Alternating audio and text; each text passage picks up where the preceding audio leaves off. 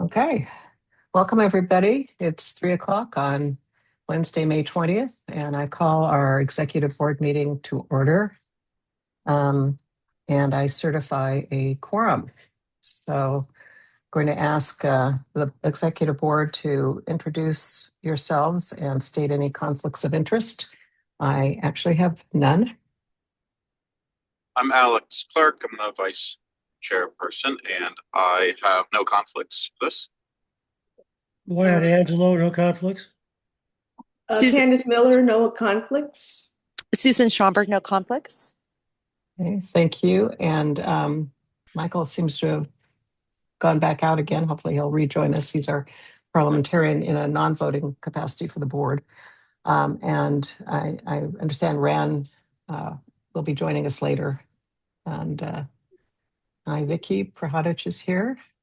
And then Chris is unable to join us. He's excused, having a nice bicycle trip through France, it looks like. TSA regulations require. Boo-hoo. But we do have a quorum, so that's the important thing.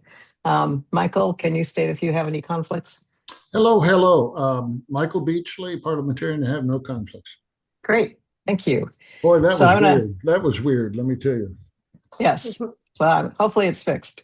Yeah. So I'm going to go to minutes. I want to thank Susan Schomburg for doing the minutes from the last two executive board meetings, the one on April 22nd, which was the regular one, and the special one to talk about the fireworks ordinance on May 9th. So let me, did everybody have a chance to look at those on the board?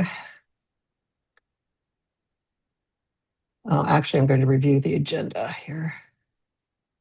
Okay. Oh, welcome, Tom Sipe is here. All right. So we have a full agenda today. All of these documents are in the meeting folder. Hopefully everybody has a chance to see them. I did stick in the latest version of the fireworks ordinance. It's the same one that was put in yesterday, except for one more grammar change on one paragraph of the letter, but nothing substantive there.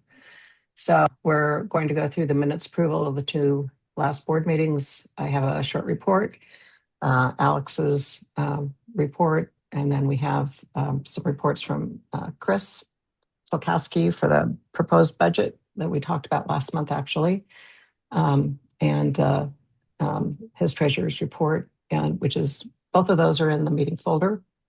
And then some updates on banking with authorized signers and the Zelle option. And then secretary's report with Candace. And then if Ran makes it, the community plan subcommittee report. And if it's not there by then, I'll ask Tom Sipe to do that, as I think you're the only community plan representative. And then bylaws subcommittee report with Wyatt, outreach task force report with Susan, and then we get to the main meat of this, the discussion and approval of a proposed official statement for the proposed fireworks ordinance from Tillamook County. A very brief statement on Tillamook Road's update. Jeff is traveling also. He was not able to attend today, but I can do that. Action item summary, and then public comment. So this is a board meeting. It will be the board that will be taking the vote. But before we take a vote, we will make sure that all the members are able to speak about their opinions and any amendments they'd like to see in the document. And then a calendar is at the bottom. And we'll talk about some of the things on that calendar a little bit later. Any changes to the agenda? Okay, hearing none, the agenda is approved. I would like a volunteer to take the minutes, please. There is an AI version that you would get, a transcript, and they don't need to be detailed, just really capturing who was present, which we can provide, and the any motion results, that kind of thing, any major decisions. So.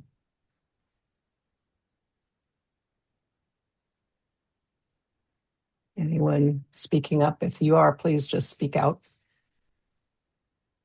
Okay, I don't hear anybody. I'll do them. I'm used to that. All right, thank you, Michael. Sure. Okay. So let me go into, this is the meeting folder all of you have access to. So let me go into the first minutes. And again, you should have been able to read these. It's been in for a couple of days. Did anyone have any questions about the minutes or any corrections? We had kind of a fun time where we had a gavel passed back and forth between Alex and me. That was a good time. Did you have a good time, Alex? It was like a relay. It was a good example of parliamentary procedure. Yes. All right. Okay. I'm hearing no corrections to the minutes. They're approved as presented. Thank you very much. Let me go to the ones from our special executive board meeting. This was all about the proposed fireworks ordinance. And basically, Wyatt moved to approve holding a special membership meeting on Saturday, May 23rd at 1:30 via Zoom, and it passed unanimously. So that was basically it. We gave background on the ordinance, and we also appointed. I appointed Wyatt Angelo, Tom Brahadich, Tom Sipe, and myself to draft a position statement. So without objection. So those were the two action items that came out of that meeting. Any corrections to the minutes? May 9th. Okay, hearing none. They are approved as presented. Thank you again, Susan. Okay, so the next item on the agenda is the chairperson's report. So I'm going to stop sharing. Okay, so Candace actually brought it up before the meeting. We have a permit application notice, and I was asking Alex what we do with those, and I kind of think what we should do is ask Candace to create a folder on the website for these kinds of notices. If there's anything really important, we can include it in an email blast. But this was like one home that was wanting to add a bathroom, so I think people in those situations, it's a variance, and I think the neighborhood gets a direct letter from the county with that. So. But does anyone have any comment on whether they object to our just adding these kinds of things to the website? Because we get a notice via the info@Nescoin email. Okay. Hearing none. Candace, I think we can work on that, right? Okay, she's nodding. Yes. And then we've had kind of a fun time. I wish Rand were here to discuss it too, but we had kind of a neat thing where we were able to partner with the Nescoin Community Association on an issue that came up. Jeff Walton was appointed by Alex in March, I believe, and ratified by the board and the membership to be our roads guy. It was originally supposed to be for a 20-year planning project for the state of Oregon, representing us as the NCAC to the county and to the state project. But he's kind of become more than that. He's brought up different road issues and has been kind of a interaction or a go-between between Chris Leidy, who's director of public works for the county, and us on a number of different things. And it's been really positive.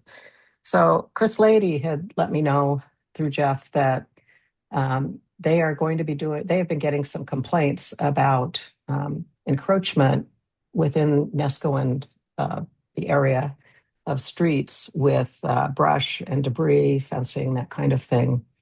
And because of that, they are going to be going through with big trucks to do kind of major cleanup of that encroachment. It can keep fire trucks from going through and has other types of issues. So he sent a link to the ordinance on this kind of issue and said, it might be if the community wanted to get together and do, hire a landscaper or something like that to do a better job than they're going to do. He would be happy to work with the community on that. So that's not something we do, but the NCA does. And so I contacted Rand with his NCA hat on, and through him, Robin Crowell is the president of the NCA. And it turns out that they're having a major weekend, of course. They have one of their two main membership meetings during Memorial Day weekend on that Sunday, but they're also doing an annual yard cleanup during that time. And so they're working with Chris. They met with an engineer in Public Works to find out specifically what they're looking at, what is a problem. And they're actually have put out notices, and we also volunteered to put out a notice for them through the email blast, which Candace did, notifying people that this is occurring. So in addition to the regular yard cleanups that they're doing this. And I think it's been a really nice partnership where we could support them with our email blast and let them know the problem, and hopefully it will be a win-win kind of a situation. So I'm pretty pleased about that. Any comments on that? Nancy, So- I've got one. Yeah. Wyatt? I've been kicking around since all this happened, whether we want to present to the membership for some kind of a straw poll at some point, not necessarily the one coming up, but whether to include a designee from the NCA as an ex officio non-voting member of the executive committee. Of the executive board. Yeah. Interesting thought, Wyatt. And as the bylaws committee chairperson, yeah, why don't we consider that? That's an interesting thought. I would say a non-voting Yeah. ex officio member. Michael, Yes. and then Susan. Interesting, Wyatt, that you should bring that up, because it's something that I've been thinking about in the last few days. And it wasn't just that particular group, but it also CERT and so on. That all of these organizations exist independent of each other. And I just wanted to have a conversation at some point about coordination and integration, and to what extent we wanted to meld these groups together, or if we even have the energy and the capability and the resources to do such things. But I think it's a good conversation. I thank you for bringing that up. Yeah, and I do think so. We've got Susan and then Candace. I think Candace I don't know if you're turning on the light, Candace, or if you wanted to speak, but I will say this is kind of Alex's role actually as monitoring task force chair, is to actually, Guy Siebert has been doing a lot of this for years, but to more formally get a group of people to reach out to all of these different groups, because we have a list in the policies and procedures. I think Yeah. in fact, Yep. I think Susan put that together. There are like 20 different organizations. But the NCA is kind of a special one. We used to be part of them. We used to be one organization, and we both are membership oriented. So it'd be a good thing to put on our list to talk about in the future. Susan, you wanted to say something? Yeah, I just wanted to add on to what you said, Nancy, about how the county's looking at the vegetation and the fences.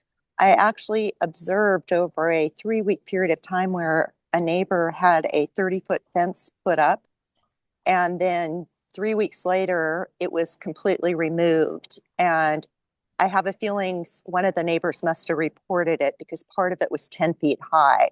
So they are wasting no time in enforcing certain things anyway. That was in the village. Okay. Thank you, Susan. Yeah. Susan, by the way, is between flights and is in at the airport right now before she leaves tonight for Sydney. So instead of taking a nap, getting ready for her nighttime flight, she is with us today. So thank you, Susan.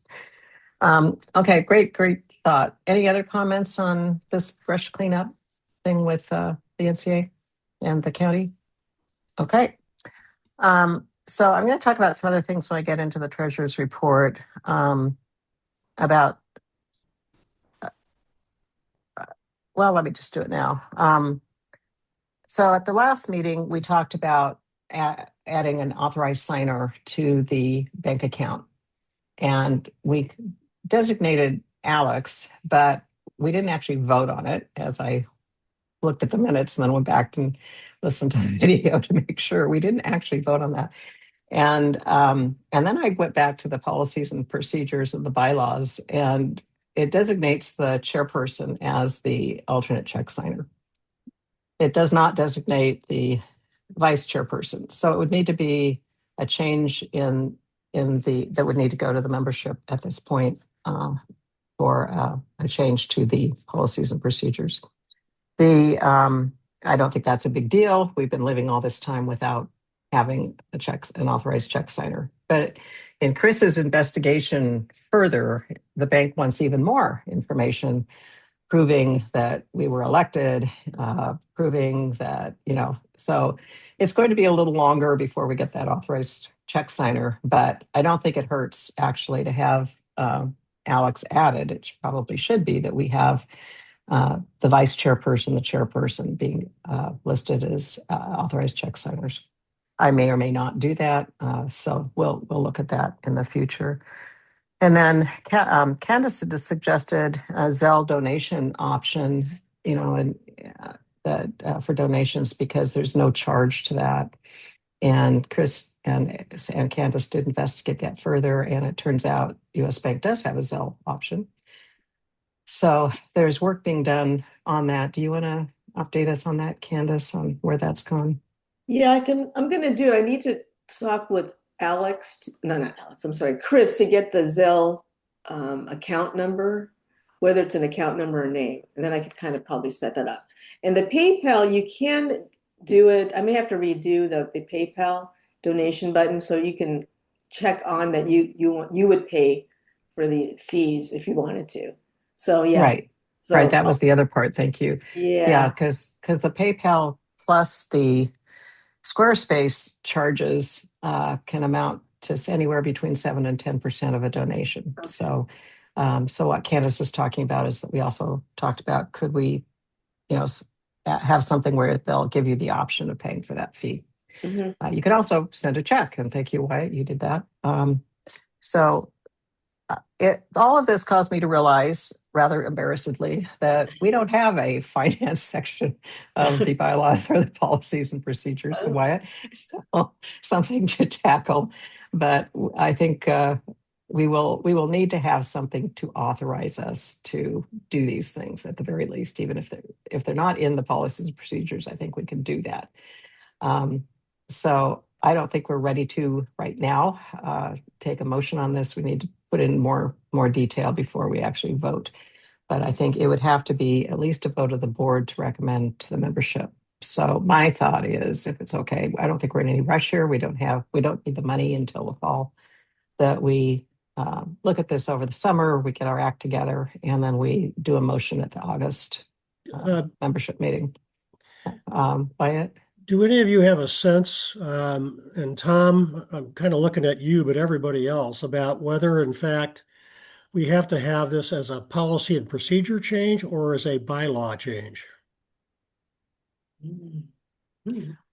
I think it's a policy and procedure. Yeah, I change. think it also, although The policy. the bylaws may say something such as the executive committee can appoint and just give structure to the process, but the details can be in policies and procedures. I think policies and procedure, this is the normal duties of a treasurer doing these financial things. So I think by virtue of having the title of treasurer, these are the things you have to do. So it's a P&P thing to me. And maybe a policy on financial procedures, possibly, but that'll be up to the bylaws committee, which I'm no longer a part of. So we'll throw that over to you. I'd already emailed Wyatt about that. So so thank you, Tom. All right, so those are just sort of part of my chairperson's report for us to be thinking about. There were a few other bylaws related things I sent over to Wyatt. One was we have a little conflict between the policies and procedures and the bylaws on changing the references section. We say in the policies and procedures that the references section can be changed with the board if it's unanimous, with a ratification by the manager, a notice to the membership. But in the bylaws, we say all of it has to be approved by the membership. So something for you guys to tackle in the future. All sorts of little things coming up. Okay. I think that's it for that. So Alex, your report, you're on. Great. And we thought we'd be done with a lot of stuff by the time we ended the bylaws and policies and Oh, procedures. it's a living document. It is a living document. So as far as the speaker next meeting, I believe we're still in line for Sarah to come in and speak at the regular meeting. Is that correct, Nancy? Have you heard anything from her? That is correct. Great. I verified with her earlier this week that she is looking Okay, forward great. to it. Um, And it has lots to share with us. So I'd Yes, like to get a that's- little more information from her that we can put in an email blast on what she's going to cover. But I know at least she's talked about a new major work that they're doing on enforcement of stuff. Yes, I'm sure. And anything in terms of enforcement and, I know she has some stuff to share about STRs. So, anytime that comes up, people definitely get engaged. So she did say she had a lot to share. So it'd Right. be And good I to get think some more information. I think she wants actually a special meeting in July. So it wouldn't be our meeting. It would be Right. when we would set up for her just to Okay. talk about some STR stuff. But this will be other things. But I would Great. imagine some STR stuff would come up with it. So thank you, Yep. Alex. And then we can And- talk later about this monitoring task force. And Yeah, well, in terms of the monitoring task force, I definitely support if someone from CERT wants to join in, that would certainly make things easier. I know the fire department is integrating with CERT more and more, and between Wyatt and myself, we can give fire district updates, maybe overlapping with CERT, but it'd be great to have someone from CERT in. I'm meeting Guy Sievert later today for whatever he has to offer for the meeting coming up. Yeah, that is there's no update on the monitoring, or at least no big updates from the monitoring task force side, but okay. probably need another person. I know Guy's been a little busier, so we probably need another person to split up I think it's 30 something different organizations and emails that we should be reaching out to probably more regularly than we are doing, because we've been somewhat passive. People have been updating us, but I think we could take a more active role in reaching out.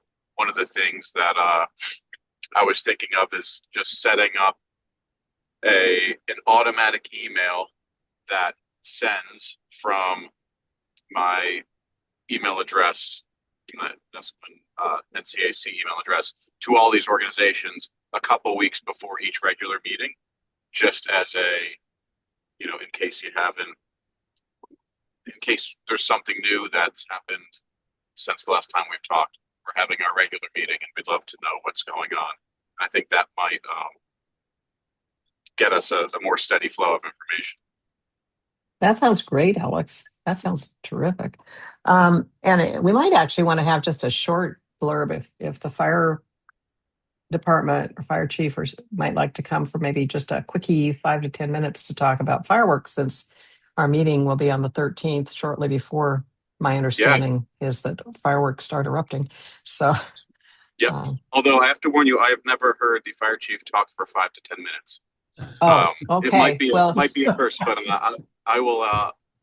I'll ask him if he'd be available to come in and.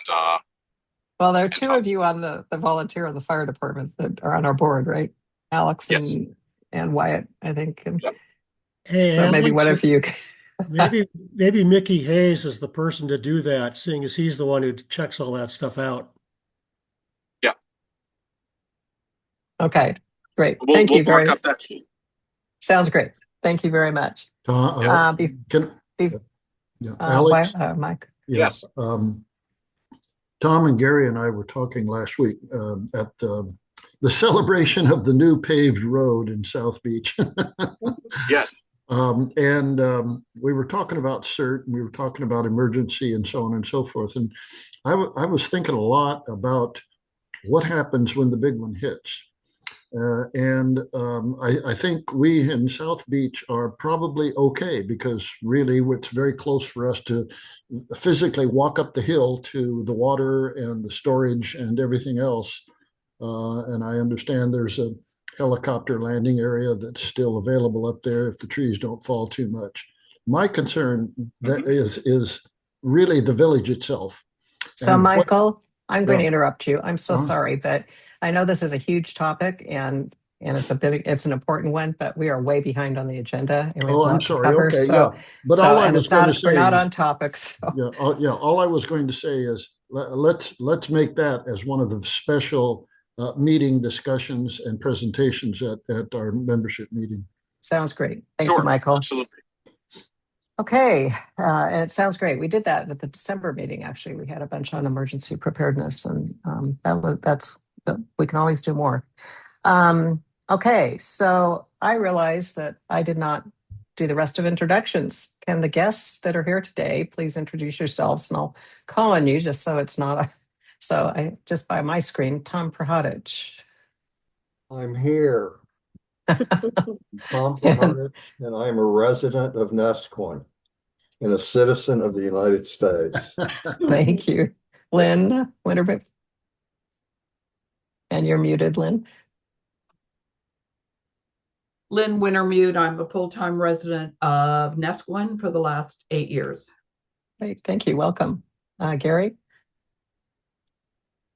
Hi, Gary Billingsley, former secretary of the NCAC and Nescoin resident for the past 5 years.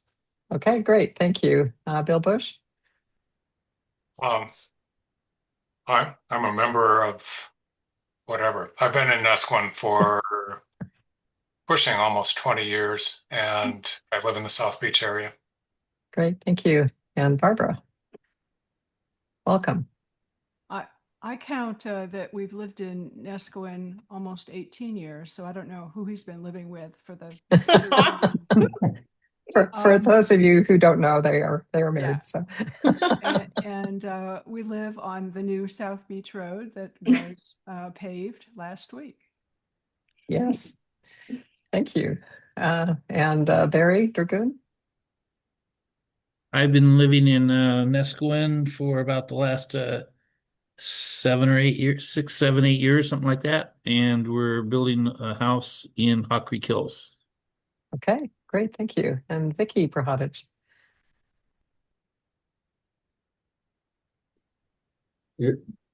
She's muted. You're muted, Vicki. Well, she's getting unmuted. I just want to say happy anniversary to Vicki and Tom. Yes. Oh, okay. I've been here with Tom for about 10 years, and we live in South Beach, up the hill on South Beach Road, next door to Bill and Barbara Bush, great neighbors. Okay, So, great. Thank you all. yes. And happy anniversary to Tom and Vicki. And it really says something that you come to the meeting on your anniversary. So thank you. Yes, it does. Okay, moving on to Treasurer's Report. So the Treasurer's Report is in the file and also the budget. So I'm just going to share the report first. I can find it here. So Chris sent this while he was in France, which is nice. Let's see. So you can see our Treasurer's reports are pretty simple. We had a beginning balance of $285, which agreed with the balance ending at the April meeting. This is actually for the June 2026 membership meeting. We do these every 2 months. No outflows. We had 2 donations, one from White Angelo and one from Alex Sifford. Thank you both. Ending balance of $370, which agrees with the bank balance, and no additional expenses are expected until September. So that will be filed. And then Chris's budget. Oh, shoot, I got out of that again. I have to do the right X. So there's no change on this from last meeting, so I'm not going to go through it in general, but basically this shows what our expenses have been for this year, with an ending report. And so our cash on hand currently is $839. And then the proposed budget is showing. And we had some Zoom large meeting charges this particular year. And I don't remember why, but at this point, we're not projecting any of those. You never know. So our budget is only, less than $1,500 a year. The county is supposed to reimburse us, but they have not managed to find the money. So it's totally by donation, which is why we were talking about the Zelle and different issues like that. But we're okay for now. There is a donation button on the website. Sarah has reluctantly agreed to let us have that button still, and it's in our PPNR. But this is kind of our expense. So pretty simple. Any questions on the budget or the treasurer's report? Candace. So what's the difference between 2025 and 2026 on the email campaign from Squarespace? There shouldn't be. I think that's an error because 2025, 2020, I think this is the budget maybe because he was surprised. Good question.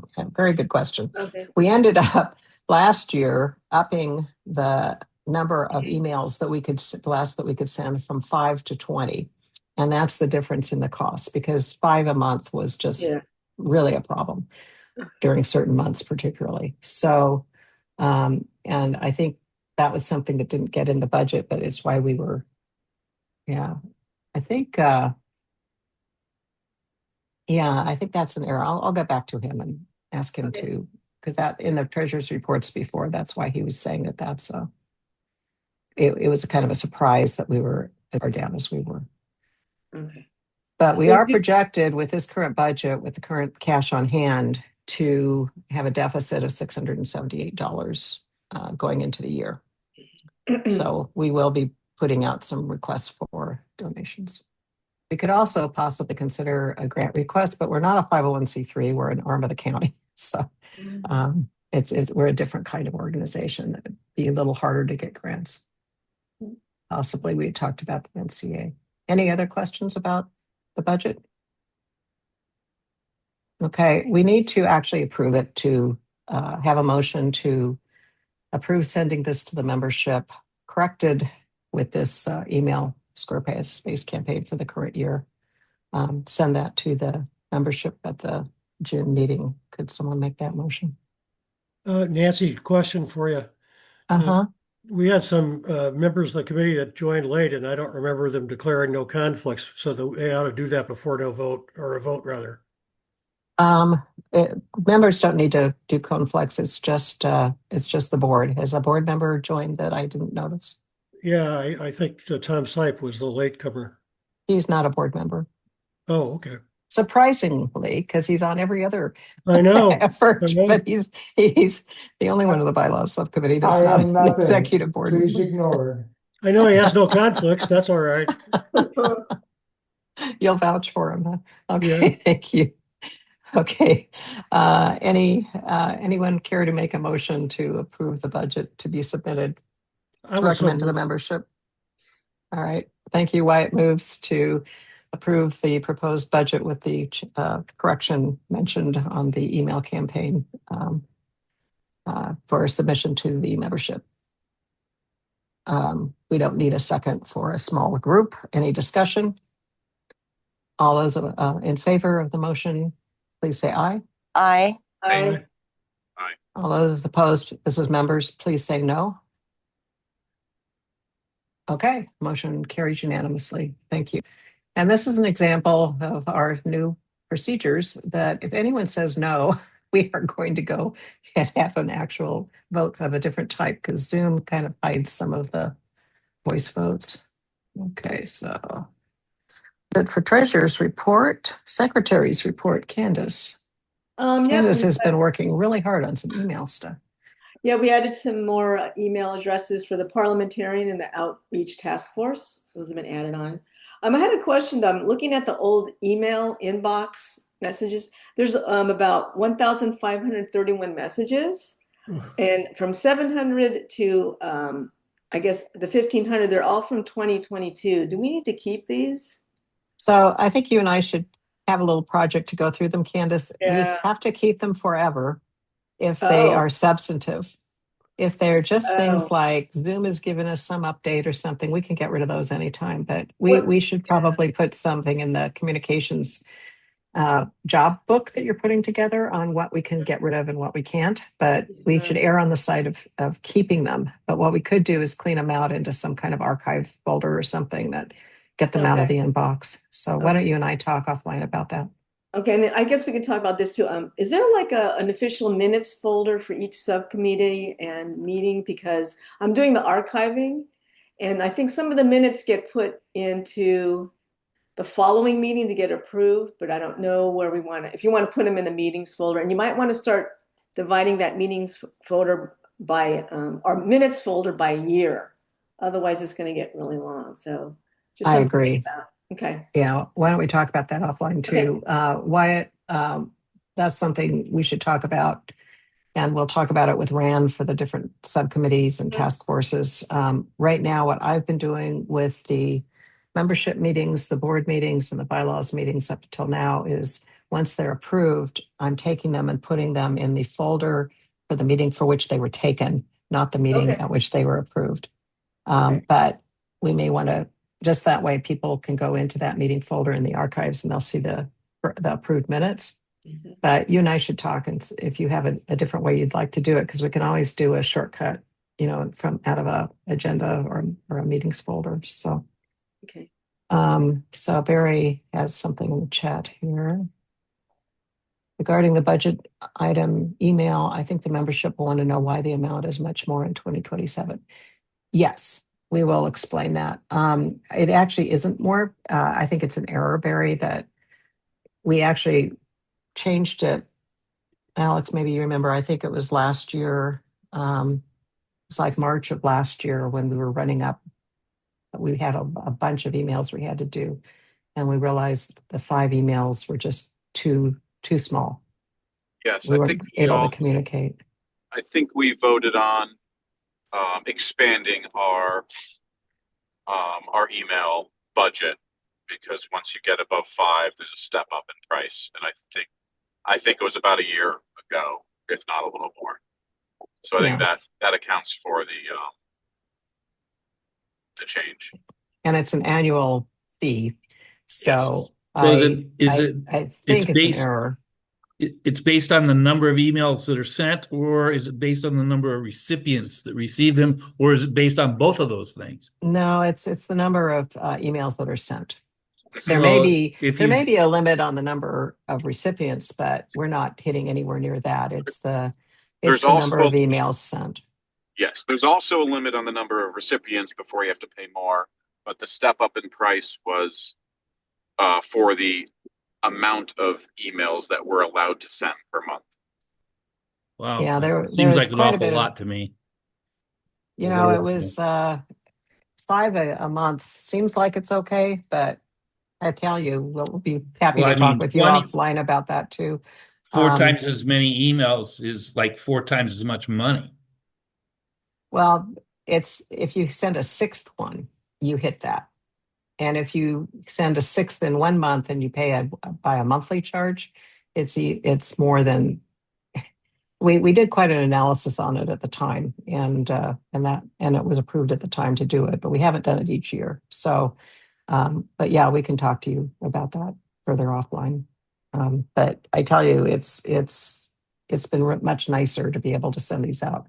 We're still very careful on how many we send out, but we do need to be able to communicate these changes. And I see Ran is here. Welcome, Ran. Would you like to introduce yourself and state your conflicts?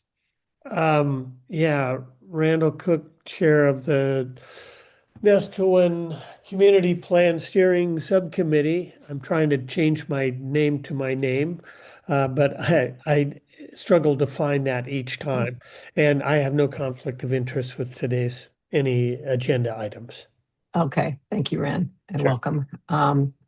Okay, Candace, did you have anything else you'd like to bring up? Nope, that was it. I want to thank Candace. She's been doing a huge amount of work keeping our website going, sending out these email blasts, sometimes on a dime, managing the email. I mean, It's a huge job, and thank you very much. Okay, so actually, Rand, your appearance is perfect timing because you're on for your subcommittee report. Oh my. Okay, let me get my head together. 0 to 60, Ren. Well, I It just can left be another meeting that was very complex, so I'm trying Well, to while be. you're thinking, why don't I turn to Wyatt and Yeah, Wyatt, can you give a Wyatt, bylaws I'll get subcommittee some update? reference material. No, we don't have anything else to update, Nancy. Thank you. While, Okay, Rand. while Rand's thinking, can I ask a question? Two questions. How many people roughly are potential members? 1,000? I think it's about 670 in the email list. 670. And that's in the email. So we have emails on that many people? Yeah. Apparently we do. Potentially, though, we could have a lot of members that aren't on our email list, and that's actually something we're going to be looking at between Candace and Susan, is trying to reach out to all these people. We've talked about actually seeing if the county could send out postcards closer to the community plan feedback sessions to try to let people know about us, and Susan's working on trying to let people know about us. And, as we have more speakers, I think that's going to attract people too, but potentially thousands, Michael, because as you know, we can have up to 4 people per household. That's right. Well, the reason I ask, even. of course, is again, this emergency preparedness and the big one and all of that. If we can get as many people tuned into that one, I think ultimately we may save some lives. Yes, it would. I agree. So are you ready to Go ahead, speak? Sure. If you like, I can help. Just to give you a little history on how we got that email list. I mean, it was probably the first year or something that as chair, and we offered a Michael Schlichting print, FUs, to all the. So it was like a raffle based on everyone who signed up. You could get had a chance to get this print. And so all these people signed up for it, and the person won it and everything. But that was the incentive, and it was, it could be repeated again with some other door prize or something. But it was very effective in getting over 600 people to respond. So it wasn't any big scientific project. It was really just, how can we dangle something they all want, and they went for it. So yeah, cool. And we're not going to call it a raffle. We'll call it a drawing. Yes, exactly. Some IRS rules there. Yes, right. So anyway, and I'm going to ask you to kind of hurry along because we're still behind schedule. So thank you, Rand. So the last meeting, we discussed the fireworks thing for basically the whole meeting, and we are still waiting on Sarah and Chris Laity to get back to us with the many parts that they have said they need to be responsible for in the community plan to clarify transportation, a number of different issues that only they have the policies and can put forward. So we're waiting for that to happen, and that's basically what our job is. And then this summer, as soon as we insert those things and clarify that our draft is complete, we can have public meetings where the public can review the draft. And so that's the next page we're turning. Okay, well, thank you. I attended the last 2 meetings, and I just want to thank you and your subcommittee because we kind of took both of them over with the fireworks comments, and it was very, very helpful as we were drafting the ordinance. So because you guys have been working on it for your community plan, so it worked out really well. Right. Appreciate it very much. That's the chair's prerogative, and we welcome it. So thank you. All right. And so now we're at the Outreach Task Force. Susan. I'll make this quick so I can get it in before there's another airport announcement. No real news to report. I will be back on Saturday, and I intend to go to the meeting, the NCA meeting at the firehouse, and we'll work on actively or covertly recruiting people for Outreach Task Force for the NCAC. I'll see who shows up from the various neighborhoods and have my little directory with me. So that's about it. Okay, thank you. And that reminds me, actually, I don't have it on the agenda. Totally forgot. So we were invited to have a speaker at the NCA meeting to represent the NCAC and just talk a little bit about what the NCAC is doing. And we were invited also to write an article for their newsletter, which I did, and it's in their current newsletter. But Alex and I are not available to attend the meeting, and so and Chris is not there. So if there are no objections, I'd like to appoint Rand to speak at the meeting about what we're doing. Does that sound okay? Yeah. Okay, so Yes. if there are no objections, I'm officially appointing Rand. He's already agreed, so I'm not doing it without his permission. So, I'm requesting a bit of a script, though. okay, I will Yeah. send that to you. Thank you.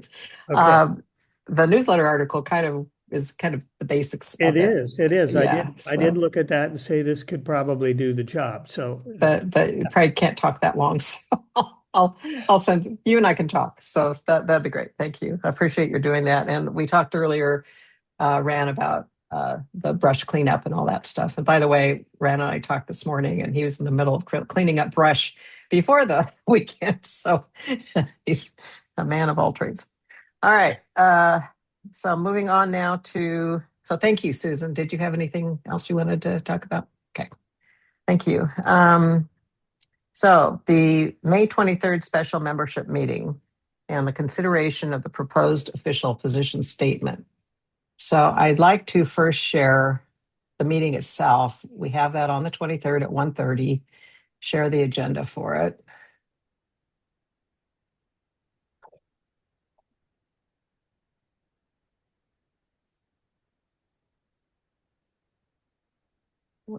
So we have a lot of agendas. yeah. Someone see it on here. Thought I had agenda in all caps. Oh, I'm in the wrong In the wrong folder. file. There, yeah. Thank you. So I couldn't see it. Thought I tried to put it in all caps. Okay. So this is going to be a special meeting. So this will be the only topic, will be the proposed fireworks ordinance. Hopefully today we will come in with a recommended proposal that we have shared with you in the folder, and we will talk about today. And hopefully we will get a vote on this. So this is something where we have a lot in the policies and procedures and the bylaws about how we do this kind of a recommendation. So I took all of those and put them in a document that's in the meeting folder about what's involved. It's just a couple pages of all the different things involved. But one of the things that's involved is that it has to come from the chairperson. It has to have a vote of the membership, and there has to be an opportunity for a minority report. So if we don't get agreement, we need to put in what the vote is to approve it and how many votes against, and then have an opportunity to have the minority report attached. Now, there's not a lot of time because this has to be in well before May 28th, right? This is being done on an emergency basis by the county. And apparently the reason for that is that because a normal ordinance will take 90 days to take effect. And with the fireworks coming, the 4th of July coming, they don't have 90 days for it to take effect. So that's the quote unquote emergency. But for us, our last opportunity for public comment is on May 28th. So Thursday after this Saturday, a week from tomorrow. So there won't be a lot of time for a minority report to be attached, but hopefully that could be done if necessary. So the meeting itself where we would present this is going to be at 6 p.m. at the county library. We can actually, if we set it up in advance, we can comment virtually. You don't have to go in person. If you go in person and you want to comment, you sign up in the front. And I was told by the administrative assistant for the commissioners that they're going to use the entire library. I guess there are 2 big rooms in Tillamook, and I think they may be expecting a number of people. So they had an initial hearing. So this is the second public hearing. They had an initial meeting on the 13th at 9 a.m. following a board meeting, and I watched the video. There was only the sheriff spoke, and one person from Nescowan spoke, and that was it. So it didn't generate a lot of information, but it is on their site. You can view the video if you're interested. But this is the proposed agenda. So I thought what we could do in the consideration of the Tillamook County proposed fireworks ordinance, we need a quorum of 15. I don't think we're going to have a problem with that.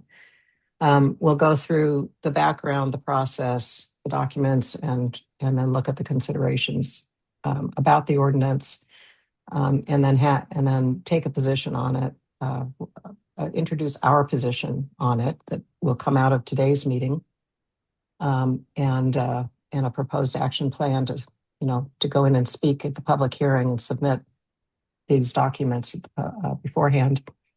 And then we'll take a vote of the membership on that position statement and action plan. And I've kind of gone back and forth on whether we should do it as a really formal policy procedure kind of thing, where we start with the motion to accept the document, or whether we just have some discussion first and then have the motion following the discussion. So we can talk about that a little bit later in the meeting, but think about that, what you'd like to do. So, but how does this sound as actually, let's talk about it now. How does this sound as an agenda and a process, and whether you feel like, okay, I see our parliamentarian has his hand up. Well, yeah, I just want procedure. Yeah, that's why. How in this process here do we account for the alternate view or the opposing view? So so there's always a possibility that we'll have more than one opposing view, right? So what we can do is form a committee of people who disagree with the proposal and have them knock out an opposing view that we attach, or we could just invite people to send us their view that we could attach. So anyone else on the bylaws subcommittee or the board, do you have any thoughts on this? My only other thought is that regardless of what or how we do that we encourage them to understand the timeliness of it. Right. Absolutely. Yeah, it's not a relaxed timeline, Susan. I was just going to ask, what do our bylaws say about authoring a minority report? Do we give any procedure around it? No, that's we a don't. good question. Tom? We do not. Yeah. We basically, one or more minority opinions are possible, reports are possible. We don't specify it because it could take any form, everything from just attaching emails to full out rebuttal point by point. And we didn't want to limit it. So yeah. I think we just give people the option of, you want to get together and make a document, fine. If not, send an email. And here's the document, and people can also submit separately as well. We do in the procedures have some on it, but Tom's absolutely right. We didn't want to limit it. It's hard to. Wyatt, I think that's probably worth a conversation. On what? Well, during the bylaws committee, have a conversation about how to handle objections or different views or whatever, but just kind of have that conversation. I'm not proposing anything particular. I think we have it under procedures, but it is pretty loose. And it's pretty loose, and it needs to be. So this will be an experiment today, and maybe everyone will say, no, this makes sense. I mean, we'll go forward with that. So we'll see how it goes. So any comments on the agenda? Does it sound reasonable? I plan to put basic parliamentary procedures in the meeting folder because at some point when we get to the motion, there may be some amendments to it. So I want to let people know that, please don't be intimidated by that. This is the way we get our business done. You might include, Nancy, if in your announcement, that if anybody wants to have a confidential discussion about parliament procedures, to put my address in there. Yeah, I will. Okay. Thanks. They can chat. They can actually chat with you in the meeting chat individually too. Yes, that's true. Yeah. And those don't seem to show up in the archives. Regular chat to everybody does, but the individual chats don't appear to. Oh, okay. So I think that would be confidential. Okay, so does the agenda look okay? Do you want me to throw it back up there again?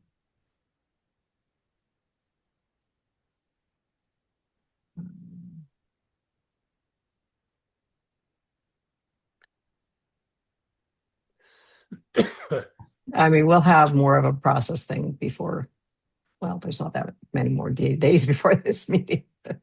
I think we'll kind of be going through this today here with we'll be kind of doing this part of it in this board meeting too. So you'll get an idea if you want to change anything, but hearing no objections, we'll keep this for now. We can always amend it at the end of the meeting. So in terms of the ordinance itself, I want to thank the committee that that has worked on it very, very hard since our special board meeting. Tom Prahodich has done an incredible amount of research, as has Wyatt and Tom Sipe and myself. And I think we know more about fireworks laws in Oregon and in the county than we ever thought we would know. And we've gathered lots of input from people. That's been extremely valuable. And we have some conclusions to offer. So I'm just going to go, I think you've already seen the ordinance that's proposed. What we have discovered is that the basic ordinance is just reducing the limits of penalties that can be provided from a Class B misdemeanor to a Class C violation. And that a misdemeanor is a criminal offense and a violation is a civil offense. It's like a traffic fine. Wyatt, would you like to talk about the differences between those two penalties?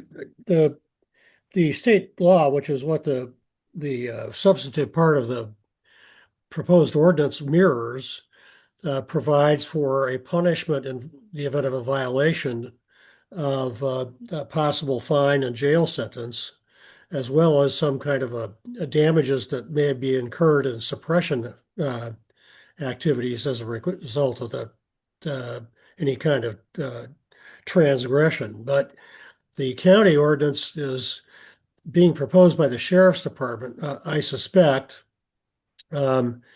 because they are concerned about their ability to prove as a matter of criminal law, which is beyond a reasonable doubt, and in front of a jury, which is as important, that somebody is in violation of the ordinance. And so what they've done is they've turned it into a traffic ticket. And the traffic ticket has a fine schedule associated with it that is potentially resolvable in a justice court by a trial on paper, essentially, where the complaining party may end up testifying, or the defense may end up testifying or submitting a position letter, and for consideration by the justice of the peace. And so the net effect is to reduce the seriousness of it, to give the sheriff's department the option of doing that. The arguments on either side are essentially, why reduce it at this point? And the other one is that they've really not made any effort to enforce it in the past. So how do they know they can't enforce it? And so that's really kind of the nuts and bolts of it. Okay, thank you. So one of the things that we were hearing from day one, and of course I think we knew, was that enforcement has been the key issue that I just mentioned. And, So we've read the letter and then the cover letter, and then the position statement actually explains more about it. And a lot of it's the legal side of this in terms of whether that's even legal for this. And so we're trying to explain that the first paragraph is that we're not really taking a position on the ordinance itself, except for one part of it, which is paragraphs section 7, which is the reduction of the penalty from a misdemeanor to a violation, and that we object to that. And I'm going to turn it over to Tom Brahadich to explain that. And he has gone through all sorts of legal stuff, and it goes further down into this document. It goes through why we think that it may not be a legal ordinance that they're proposing and getting it up to the courts. So, so Tom, would you like to talk about this further? And Sure. I can either keep it shared or not. You tell me. I'm assuming that everybody's either read it or will read it, but I came into this fairly late, or I came into it very late. As Nancy pointed out, there were meetings. I guess this came up particularly in community planning steering meetings. And so much of the concerns about fireworks, I think, came out of those meetings. And I don't mean to suggest that I don't agree with those concerns, because I do. And I also, as all of the members of our committee have gone over all of the wording of this and agree with every word of it. But because the first meeting that I really attended on fireworks was the last executive board meeting, and then I volunteered after finishing co-management responsibilities of the South Beach Road paving project, not having anything to do, to be on the committee to consider this. What I did immediately was I read the statute, which is chapter 480, the Oregon Revised Statute 480.111 to 480.165, which everybody should read. It's the general statement of the legislature about fireworks and fireworks prohibitions and violations. And in fact, there are, among other things, the legislature, when it enacted this, had provisions that are civil in nature. One is that at the very end of the statute, that on top of the criminal stuff, there is a civil fine of up to $500. And these are all maximums. And as Vicki has pointed out to me, like Wyatt was a criminal law lawyer, the fact that you could go to prison under the current statute or pay $2,500, that's not likely to happen unless the violation is very severe. Generally, first offenses, you're either going to pay a fine and a reduced fine, or there'll be a lesser included offense, which actually exists under Oregon law. A prosecuting attorney can decide not to make it to prosecute it not as a misdemeanor, but as a Class C violation. And the Class C violation range, and this is why it said correctly, it's like a traffic ticket. The presumptive fine is $165. The low fine is $50. The high fine is $500. But the legislature, when it enacted the statute, had two civil penalties. One is a $500 civil fine on top of whatever else may later be enacted as an administrative rule related to criminal penalty.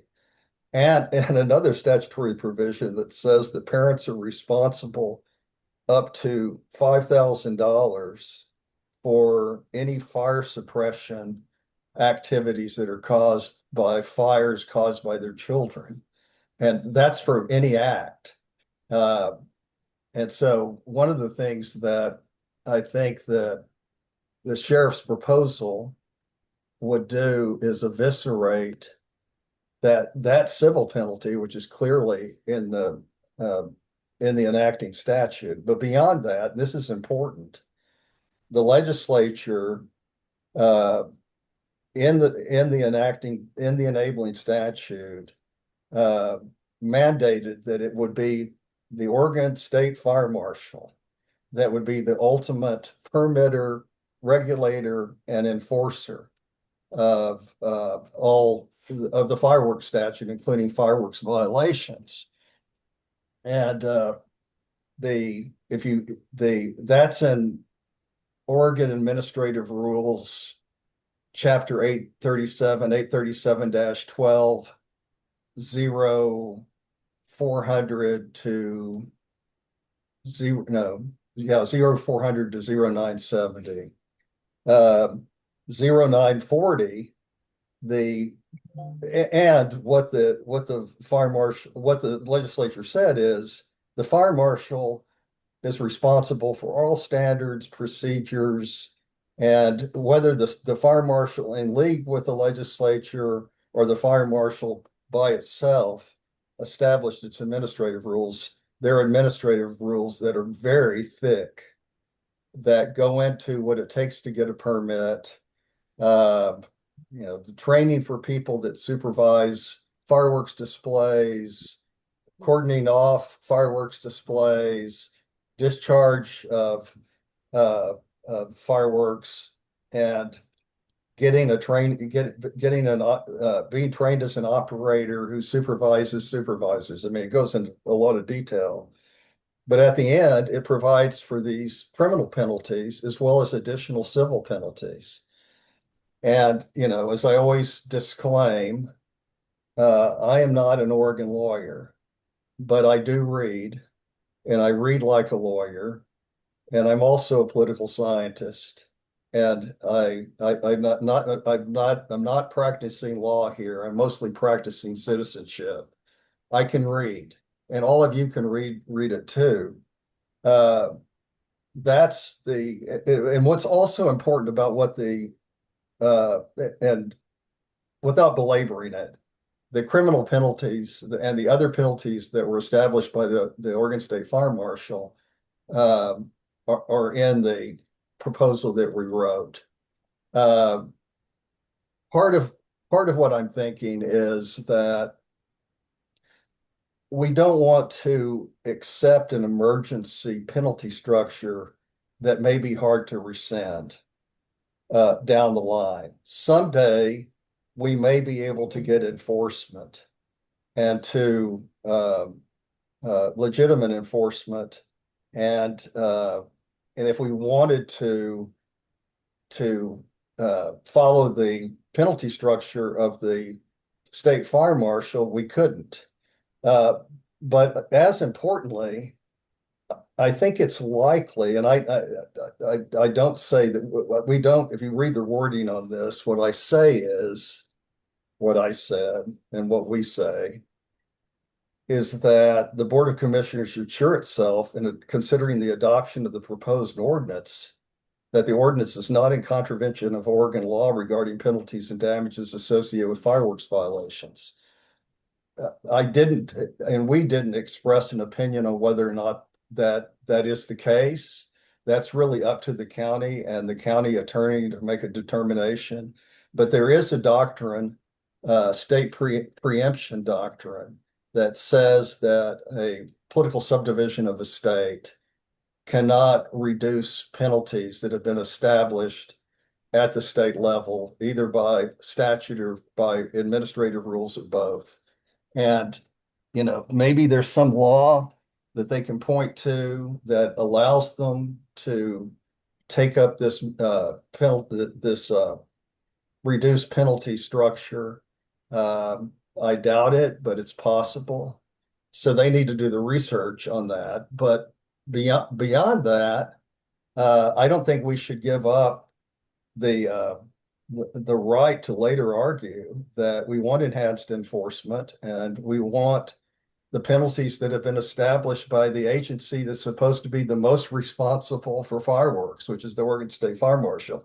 The last thing I'll add is that another important consideration is the Oregon State Fire Marshal, although the ultimate enforcer, is only one of 5 or 6 enforcers. If you read through the statute and the administrative rules, the others include the state police, Department of Parks and Recreation, and even in the enabling statute that was passed by the legislature, rural fire districts can be ultimate enforcers. And I'm As leaving. well as the sheriff and local police. As well as the sheriff. So, I think we need to take the position that any or all of these agencies have to, rather than passing the buck, which is what I think they do, have to step up and engage in proper enforcement and so that we can try to alleviate the problems, mitigate the problems that we have with fireworks in Neskowin and throughout the county. Yeah. Thank you, Tom. And I'm going to get to you in just a minute, Wyatt. I kind of forgot to say some other things about that are basic about this. The ordinance does not change what is legal and not legal. And we're not advocating to change what's legal and not legal. We've had a lot of discussions about, we know that there's a range of opinions from wanting a total ban on any kind of firework at all, like Lincoln City has, to not having any kind of penalties at all. I don't hear too many on that end, but we're not arguing that they should change what is legal and what isn't legal. And we do explain in the document some of those basic facts about what is legal and what isn't, what needs to be permitted, what doesn't need to be permitted, what does need to be permitted. But we are taking the opportunity in the letter and in the document to advocate for, a whole bunch of things. Let me actually pull it up. And while I'm doing that, Wyatt, why don't you say what you wanted to say too, please? Oh, yeah. And as a practical matter, it raises two things. The first of which is that the sheriff's department is not really very capable at this point, whether it's by virtue of funding or by virtue of training, to really conduct an investigation of any type of offense, or they're unwilling. I don't know. And that's if it's a matter of funding, it's between them and the county commissioners. But to me, it's a matter of at this point, they opened a can of worms when they decided to do this, and gave us an opportunity to voice some really important complaints down here about the level of service that we get, number one, but number two, the amount of damages that are being done in the sense of enjoyment of life down here, or around 4th of July, New Year's, or whatever it is, to people who are afraid of these things, or to the pets that are afraid of them, as well as disturbing our sleep at 3 o'clock in the morning with a sonic boom. So it's an opportunity to really start to I throw gasoline on the fire and let everybody else figure out how to put it out. Yeah, thank you. Can I add just one thing very quickly? Everybody should look at the Oregon State Fire Marshal website part on fireworks. I know Nancy's got it. I've got a hard copy of it.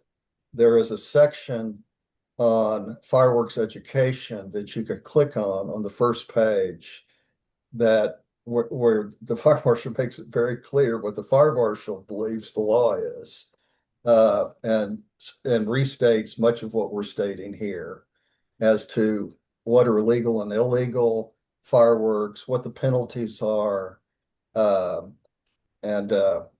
anyway, we should probably add that to the meeting folder, shouldn't we, Tom? Yeah, I really think so, because I think there's been a misconception, for example, that Parks and Recreation is the place to go. I think they do the ultimate permitting, but they use the permitting structure and the permit of the fire marshal.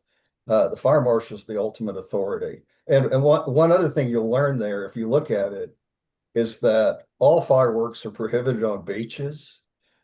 There obviously is an exception to that if you're properly permitted. How that process works exactly is not clear to me, but there is an existing permit in Nesquin, the Peralius, if that's how you pronounce their names, the family who took over the what you might call the Nesquin fireworks display. That was from the NCA before, I From think the they used to do NCA, it. the Yeah. Nesquin Community Association. This does not affect that. I mean, people may, there may be a discussion, negotiation, quibbling about what it is that the Peralius group can do under that permit, but they're permitted. And that's certainly not going to change by July the 4th. In fact, probably nothing is going to change by July the 4th because we don't get enforcement. Well, the other thing is that we did, as a committee of 4 here, a task force of 4, make the decision for us at least to recommend that we acknowledge that there is distinguishing between permitted and non-permitted illegal fireworks. So if it's okay, I'm just going to read some of this because we put a lot of thought. This is version 16 of this document, by the way. So in a few days. But we appreciate the opportunity to comment on the proposed Tillamook County Fireworks Ordinance. We're concerned about lessening the class of violation and associated penalties presented in the proposed ordinance. In addition, we plea for added enforcement of current law. Although the 4th of July fireworks has been a part of Nesquin for many decades, the incidence of illegal fireworks in our community has increased, due in part to complete fireworks bans in places like nearby Lincoln City. Many Nesquin residents and property owners are highly concerned about the danger of unpermitted fireworks. These unbridled displays of celebration, that's right out of the community plan, have negative effects on the cleanliness of the beaches as well as disturbing wildlife, pets, and people. Fireworks present a fire hazard and often contain harmful chemicals that subsequently pollute the land and ocean. Fireworks are no longer confined to the 4th of July and New Year's Eve. Instead, they begin at least 2 weeks before Independence Day and continue well afterward. They often start early in the morning and carry on late into the night. Fireworks are legal in some neighboring states are brought into our community, increasing both their availability and use.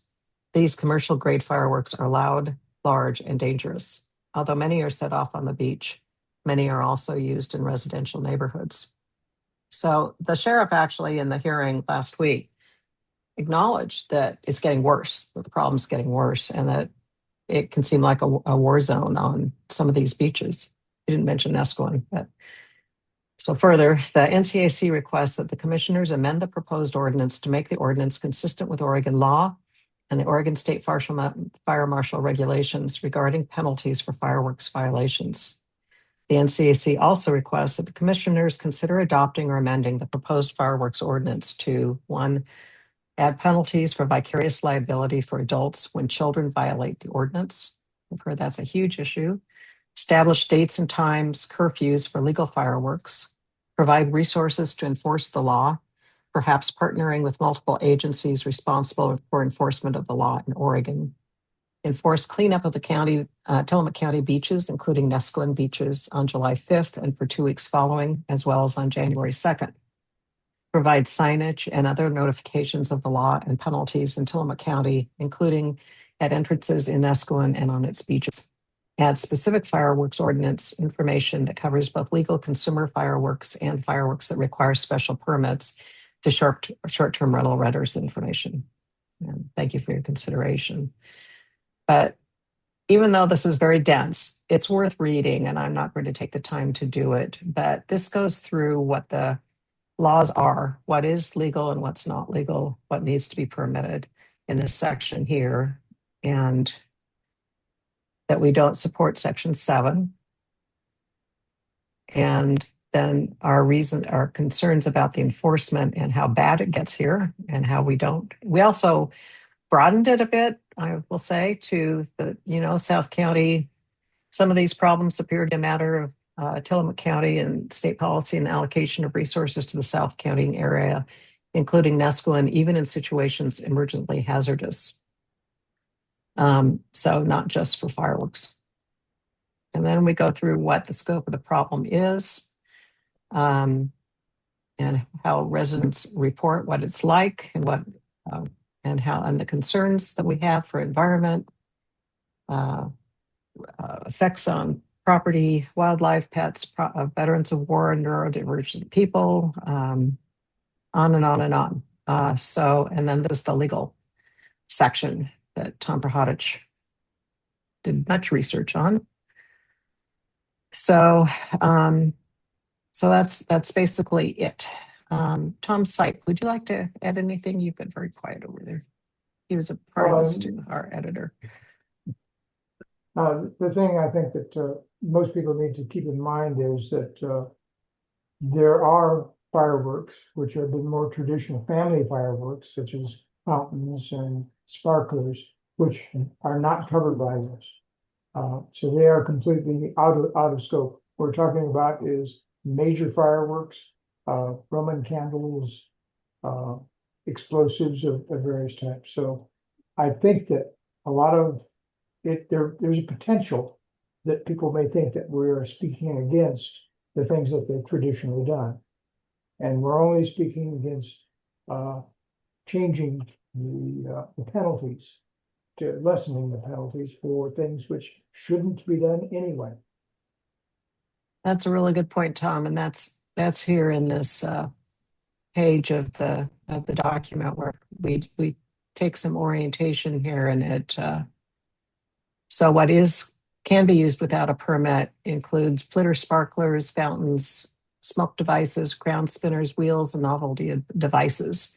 So those are just fine. The others have to be permitted to be legal, and that does require a fair amount of effort to get done.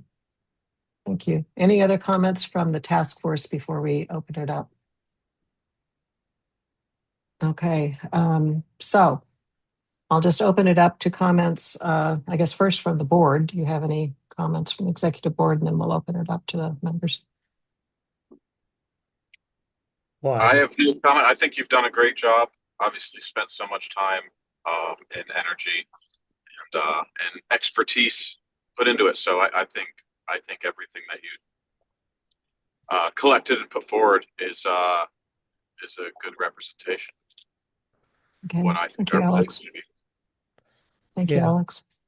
I agree, and I've been involved in it in the past, setting off the mortars and did the training and did all that stuff. And I just feel like this is a very clear and educational document that is being put forward. We've heard some resistance to it in some ways, but I think that is either a misunderstanding of what it is, or so I don't need to get into that, but I think it's a very thorough treatment of this subject, and is for those who read, it will be educational. Thank you. You actually triggered something else as you were talking. We kind of talked about as a task force also that this may just be the start, that we're responding to this kind of emergency situation with this ordinance, but enforcement continues to be the big issue, and what can we do going forward to maybe have an ongoing task force? The board can talk about that maybe in the future, but regarding fireworks, and because it's certainly become clear to me through these last few weeks that this is a big issue for the community, and we can't just let this go on just because they don't, we don't have the money or whatever it is. We need to figure something out. Thank you, Rand. Does anybody else have any comments from the board? Candace. Yeah, I really like what the task force wrote. And I think the biggest obstacle, which Tom has already talked about, is the enforcement. If you can get that everything will fall into place, I think. Yeah, that's right. Thank you.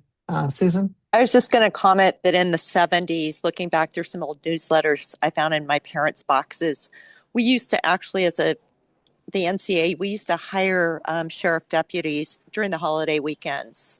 And that might be something that we would might want to reconsider. It was done in the 70s and it worked effectively. Thank you, Susan. Mm-hmm. It's a very good idea. Yeah. The other thing is we can put up our own signage.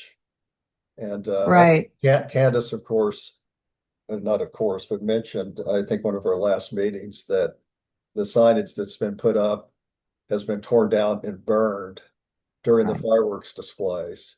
But we just need to get some more durable signage.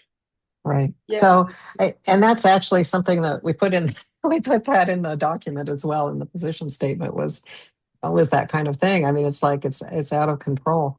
So, okay, well, thank you, board members. Has all the board been able to comment? Okay, so members, please. Oh, and also I want to mention Tom Prahodich put in the chat a link, I think, to the fire marshal document he was talking about. Gary Billingsley. So yeah, I've read the draft of our proposed communique to the county, and I think it's very well written. It's excellent, and I kind of look forward to voting on it at the membership meeting this weekend. Okay, thank you, Gary. Barbara. I have a question about why you don't want to have the beach cleaned up until January 2nd, because December 31st, New Year's Eve, is the day that the fireworks go off. So I think we want to start cleaning on the 1st of January rather than the 2nd. You always have such good points. I think that, that is a really good point. Maybe we should adjust that. I was thinking before that it was because it would be hard to get professional people in on a non-work day, but on the other hand, people are off work. Volunteers could go out and organize a cleanup. So, what do other people think about that? Barry, just 1 second, Barry. But I mean, the only thing that's going to happen at this May 28th meeting of the board is they're either going to vote up or down the emergency ordinance that's been drafted and sponsored by the sheriff. And all of these other things are wish list things. None of them are going to happen in this ordinance, and certainly not going to be available. I mean, I guess it's possible, but I think the probability approaches zero. So we can fine tune all those things. Yeah, I think this would be a place we could actually do it. So we could say, like immediately following New Year's Eve or something like that, make it a little vaguer. But I think you have a good. Personally, I think you have a good point. Tom, you seem to react to that too. Tom, it's like you're muted. And then Barry had his hand I up. just thought it's a good point that actually January 1st is when we need to do it, and probably just making it vaguer would be sufficient. Yeah, great. Thank you, Barry. Find the unmute button. Uh-huh. So when Rand speaks to the larger crowd at the Memorial Day NCA meeting, perhaps he could raise awareness at that meeting about what the fire marshal's law is, just to maybe it'll, maybe somebody will have second thoughts about blasting off their rockets and stuff. If if people are made more aware of the violations and what penalties could be applied to them, especially if there's enhanced enforcement. Yeah, he and I have actually talked about that. I think you're planning to do that, correct, Rand? Well, I think Robin hoping- was also on board with that.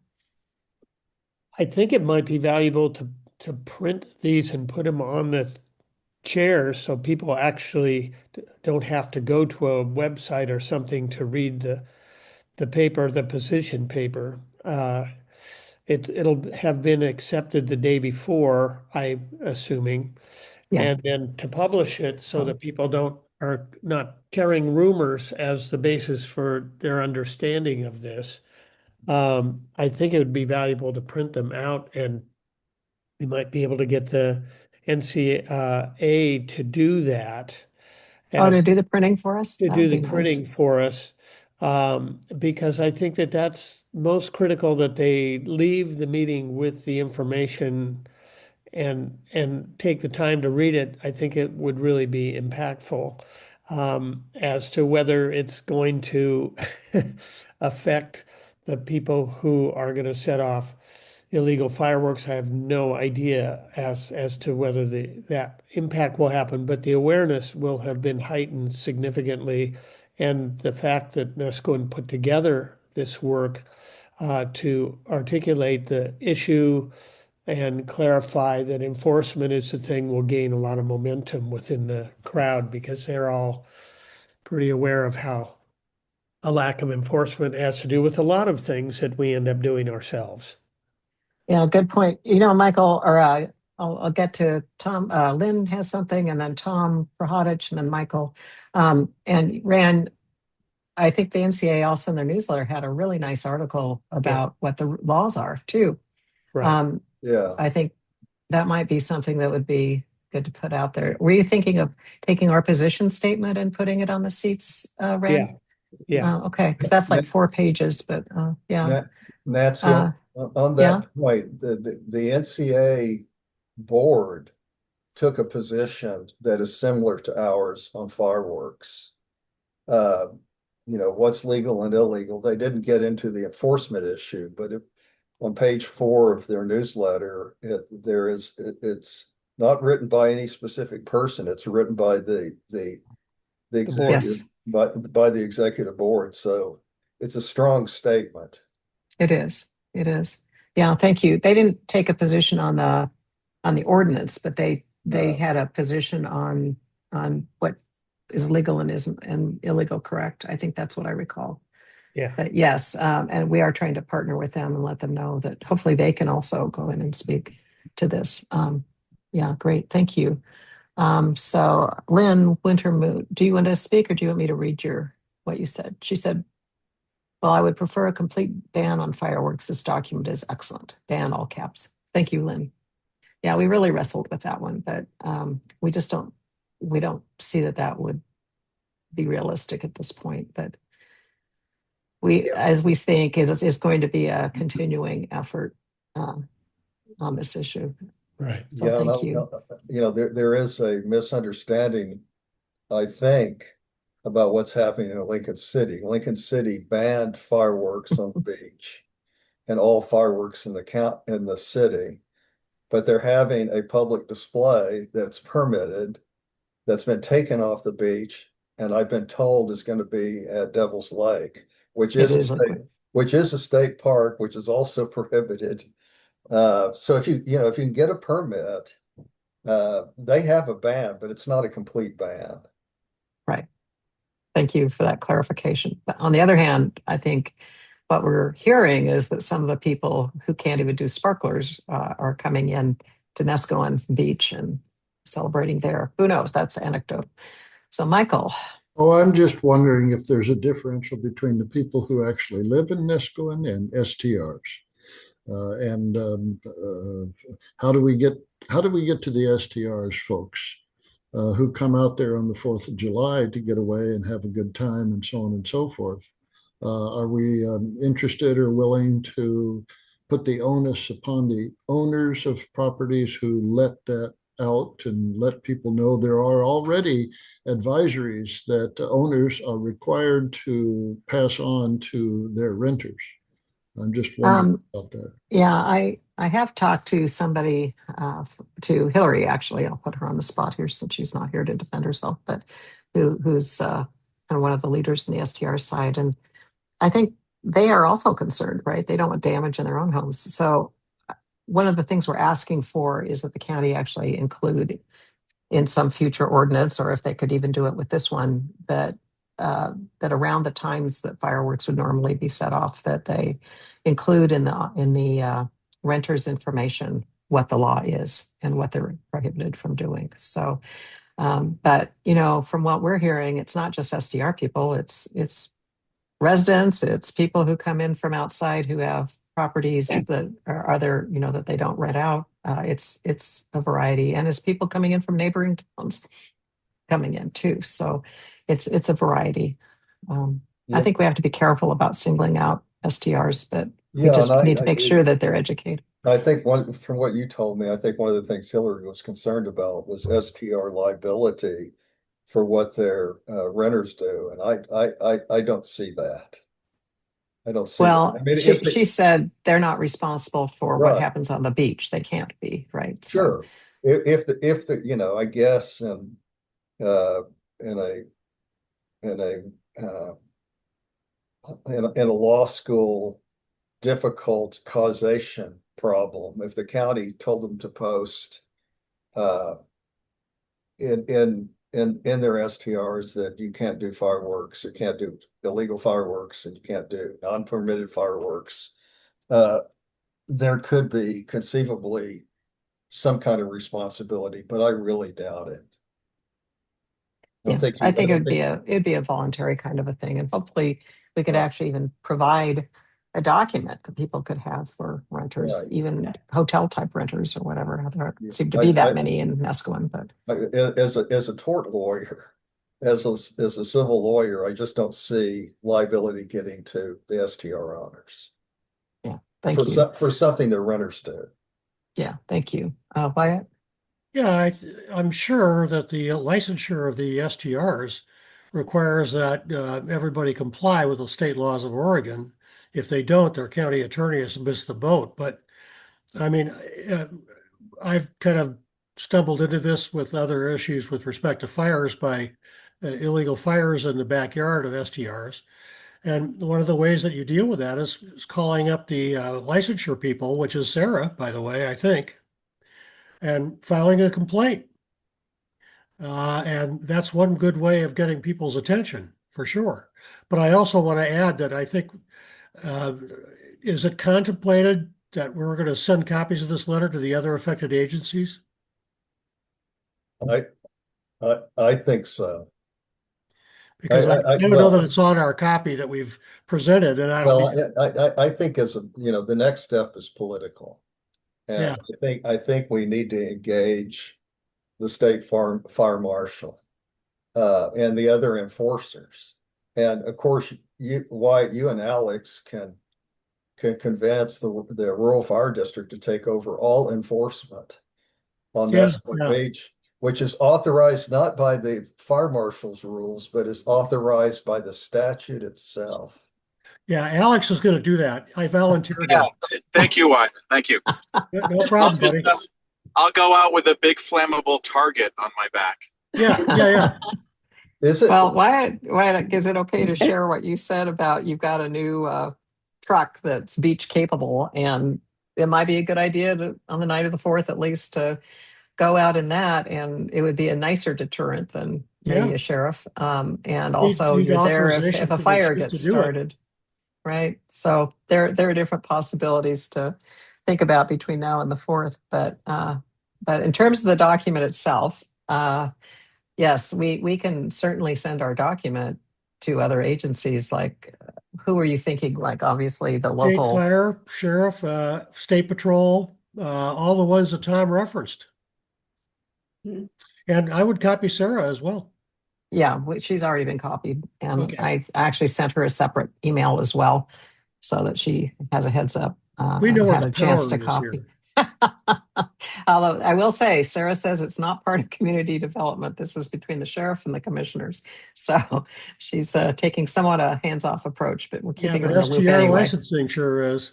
One of whom was reelected last night. Yes, indeed. Okay. Susan. I just have a quick comment about whatever we put on the seats at the NCA meeting. I think rather than a 4-page document, I'm just now looking at the Oregon Office of the State Fire Marshal, and they have a visual one sheet that I think would be more effective, that people will be more inclined to pick up and take home rather than a 4-page document to read for bedtime reading. That's just my 2 cents. Can you send us that, Susan? Yeah, I can take a screenshot and I'll text it to you, or just Nancy. send the link. Yeah, thanks. Yeah. Or send the link or something. Yeah. Is it different than what I sent? I have to look at what you sent. And I'm sorry, I'm on my iPad here at a gate. with Well- my iPhone and my iPad going. So I'll have to look at it once I Yeah, sign off. I think It may be only- the same. It might be, Go ahead, I'm sorry. yeah, it says State of Oregon and it has a fireworks chart and it has colorful items, 6 different things and bullet lists in very good font as to what is allowed. Yeah, Does that sound familiar? yeah, well, there's on the website, there's one page and then there are links to frequently asked questions, fireworks education. The only concern that I would have, I think everybody should read the State Fire Marshal website on fireworks. The only concern that I would have about putting it in everyone's chair is that in 2 different places, it says you can have no fireworks on the beach. Now that's obviously, and it's confusing. Yeah, I know. I see what you're saying. I was And just thinking of taking the target off Rand's back and Alex's if they're also at the meeting. It's better to have the fire marshal to direct anger to. So Well, I no, think we're getting some good comment and conversation here, but I'm going to pull us back to the matter at hand of the proposal to recommend this document to the membership. Does anybody have any amendments they would like to make to the document other than changing January 2nd to January 1st in the cover letter? Or to change it to immediately following New Year's Eve or something like that? Okay, could we have a motion then to approve the document as presented with that one amendment? I would move that we approve the document as presented with the amendment concerning the additional wording for after New Year's. Okay. I second. Thank you, Rand. So this is any further comment, and then if not, I'm going to ask for the board to vote. Okay, I'm not hearing further comment. I want to just thank everybody for their comments. All those in favor of the motion to approve the proposed document with a change of wording around New Year's Eve, please say aye. Aye. Aye. All those opposed, please say no. Okay, motion passes unanimously. Terrific. We will do a version 17 to send to the membership. I will not renumber it something else, but we'll put that in the membership folder. And Candace, I'll work with you on sending out a notice. How about maybe in the morning? I'll send it out to you tonight, and you could send it in the morning as a reminder for the meeting, and we'll have the latest attachment in there. Okay. Okay. Well, thank you all for that discussion. I'm going to move us on now to Nancy, I have to go because it's my anniversary. My wife is tisk game. I did want to say this. You're really good at this. I think you're very good at it. And he's bucking for a job, Nancy. No, I'm not. No, we'll find something for you. She already gave me one. That's awfully nice of you to say, Tom, but it's been a delightful task force. I mean, good gosh, I think we've meshed really well together. So thank you. I'm talking about the conduct of this meeting too. So in any event, see you all. Bye, Okay, Tom. happy anniversary. Thank you. Have a nice very much. dinner. Okay, And thank you thanks. all who came for this discussion. We're going to go on now to talk about the June 13th regular membership meeting planning. I'm going to go ahead and share that. I need to get back to my tab that I was on, which is where. Okay. Okay, June 13th, regular membership meeting agenda. So I've kind of changed things around a little bit from what we've done in the past. But it starts at 1:30 because the farmer's market, just like the one on this Saturday. Do the call to order quorum. I don't think we're going to have a problem with quorum this time. Introductions, minutes, which I'm responsible for. I'm going to get those to you, Candace. Executive board report from our 2 meetings, actually it'd be 3 meetings to report on. Announcements and Tillamook County notices, if we have any. And then the budget approval and treasurer's report from Chris. So that'll be like an end of the year. It'll be the June treasurer's report, but also the budget approval. Community plan steering committee update. Rand, how much time do you think you're going to want? Because I gave you 5 minutes, but Yeah, I think that's fine. If we get our information from Nancy and Chris, Sarah and Chris, we should be in pretty good shape to even announce some meetings. So, between 5 and 10 should be fine. okay. We'll be obviously but flexible here. These are just a kind of a starting guide. Sure. Bylaws committee update. Wyatt, how much do you think you'd like? Well, I'm going to be out of the country, so Okay. I'm probably going to draft something up for the other members to take a look at and submit to you as a form of a short report, if that's all right. Okay. That sounds great. So do you think 5 minutes will do it? Oh, yeah. Okay. So you can designate everybody practically is on the board except Tom, and he's our editor. So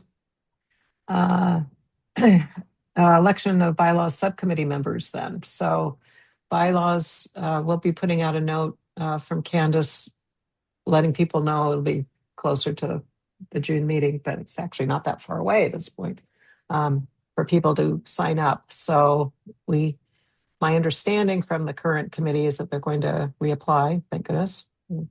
Perfect team. And then we have 3 other open positions should anybody like to join, because it's should be an easier year, although we're finding more and more coming up. And then our presentation by Sarah, and she has close to 52 minutes here. I don't know I think she'll need it probably from what she's saying. And then a very brief update from Jeff Walton. I think at this point, and that's kind of the next item on the agenda, or did I move that up? I guess I got rid of it. He's basically looking for a prioritized list of projects that he can then take to the county. And so he understands that that's lying primarily with the community plan right now, and feedback sessions. We'll get some of that information. So that works out well. We may not need him to actually say anything. So it's on the agenda as a placeholder. And that's it. Member comment, if anybody has anything they want to just bring up, then we have that comment. And again, it would be a good thing if we had what I heard you say, Alex, is that we might want to have just a brief update from someone from the fire department. Well, there was discussion about making the fire department one of the speakers in a future meeting. So if I have any update from the fire department, I will say so in the vice chairs. But okay, we were talking about having something on the fireworks, but I will approach them about the fireworks and see if they have any position or something that they want to tell us. Okay, that sounds great.